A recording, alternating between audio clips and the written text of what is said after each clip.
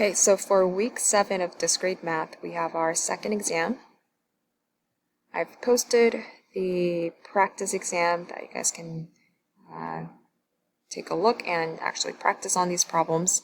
And the solutions are posted. They're divided up into 2 videos. So please make sure to go over the solution videos after you give an attempt of the practice. The PowerPoint slides that I've used in the notes for making the solution video is also posted for your reference.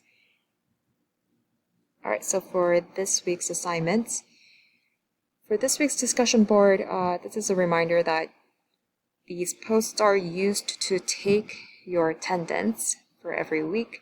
So please don't forget to post some things on here, and this week's prompt is how's your semester going in terms of some remote learning. We have exam 2.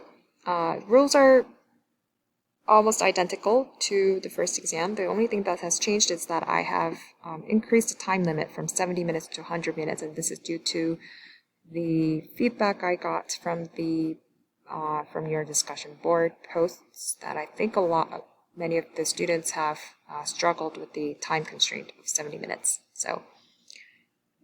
And please make sure you actually state this on top of your exam. You handwrite the statement and put your signature.